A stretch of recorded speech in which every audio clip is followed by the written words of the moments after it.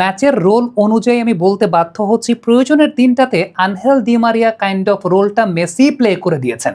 তার মানে মেসি আসলে চাইলে সব কিছুই করতে পারেন। আমার মনে হয় যে মেসি চাইলে ডিফেন্সও করতে পারবেন যদি তিনি চান, তার মধ্যে সব ধরনের কোয়ালিটির জায়গাটা আছে।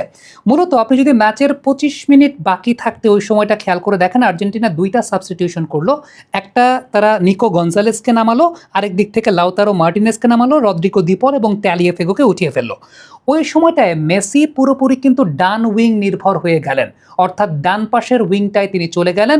ওইখান থেকে তার কাজটা মূলত ছিল ক্রসিং করার জায়গাটা, যেই কাজটা আর্জেন্টিনার হয়ে কিন্তু আনহেল দি মারিয়া আসলে করে থাকতেন।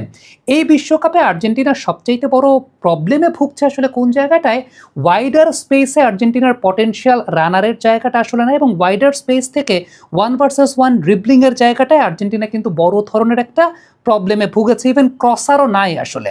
সো আর্জেন্টিনা এক্ষেত্রে যে কাজটা করলো শেষ 25 মিনিটের ওই সময়টাতে, আনহেল দি মারিয়ার মতো চওড়া পজিশন থেকে ক্রসিং মেকানিজম ব্যবহার করে মিশরের ডিফেন্সিভ লো ব্লকটাকে ওই সময় ভাঙার চেষ্টা তিনি করলেন। আরেকটা গুরুত্বপূর্ণ ব্যাপার সেটা হচ্ছে মেসিকে বক্স থেকে ওই সময় বের করে দেওয়া হয়েছে। মেসি লম্বা না, পটেনশিয়াল হেডার ওই জায়গাটায় মেসি হতে পারবেন না, বাট মেসি ওই জায়গাটা ডিমারিয়ার মতো রোল, যেটা একদম ডান দিক থেকে ক্রসিংয়ের জায়গাটা, সেটা তিনি করতে পারবেন, সেই কাজটাই করা হয়েছে। এবং আপনি যে বিষয়টা দেখেছেন, প্রথম গোল যেটা আর্জেন্টিনা পেয়েছে মেসির ক্রস থেকেই পেয়েছে।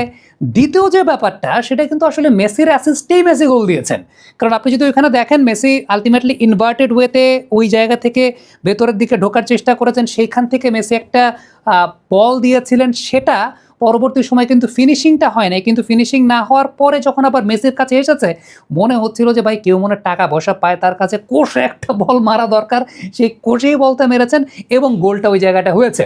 এবং মেসি রাইট উইংয়ে ওইখানে সরে যাওয়ার কারণে যে যে জায়গায় আর্জেন্টিনা অ্যাডভান্টেজ পেয়েছে যদি একটু ব্যাখ্যা করতে চাই, প্রথমত যে বিষয়টা 2-0 গোলে পিছিয়ে পড়ার পর আর্জেন্টিনা আসলে হন্যে হয়ে গোল খুঁজছিল, এবং মেসি তখন ডান প্রান্ত দিয়ে মিশরের যে লেফট ব্যাক তাকে একদম টেনে বাইরে বের করে নিয়ে আসছিলেন, মানে স্পেসটা পুরোপুরি ওয়াইডার ওপেন হয়ে যাচ্ছিল। এবং সেই সময়টায় মেসির ডাইনামিক ডেলিভারিটা কুতি রোমেরোকে পুরোপুরি খুঁজে পায় এবং ফ্রি হেডার পেয়ে তিনি সেই জায়গাটা আসলে গোলটা করে